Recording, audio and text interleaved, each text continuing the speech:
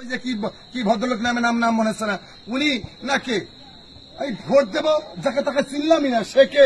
এইবার ভোট হয়ে গেল, ধরেন ভোট হয়ে যাওয়ার পরে আমাদের হরিণাকুণ্ডু ঝিনেদা 2 আসনের ভোটার সংখ্যা 5 লাখ সামথিং, অর্থাৎ আমাদের মহিলা আছে 2,52,000 সামথিং, আর পুরুষ হল 2,48,000 সামথিং।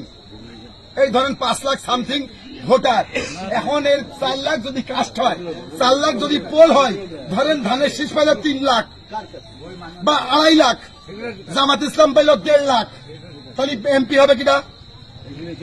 অবশ্যই মজিদ চেয়ারম্যান বা ধানের শীষ। এখন ধানের শীষ মজিদ ভাই ধরেন নেই, বা জামাত ইসলামের নেতাও নেই, উনারা বলবেন যে আমরাও সব মানি নিয়ে পিআর পদ্ধতিতে হরিণাকুণ্ডু ঝিনেদা সিট আমাদের দিতে হবে। অর্থাৎ শতকরা যদি 10টা সিট পাওয়া যায়, 10% ভোট পাওয়া যায়, তাহলে সারা বাংলাদেশে শতকরা 10% ভোট পেলে 300 আসনে 3-10 30 জন এমপি হবে। এখন এই 30 জন এমপি কিনা কি হবে? মানুষ তো নাই, তখন একেবারে সরাসরি ঢাকাতে বলে দেবে, তখন টাকায় বিক্রি হবে। যে যত বেশি টাকা দিতে পারে, তখন দেখেন মজিদ ভাই এমপি নেই, মমিন এমপি হয়ে গেছে, তাই নাই? খালেদা জিয়া বলে ওখানে মসজিদের দরকার নেই, মমিন এমপি হবে।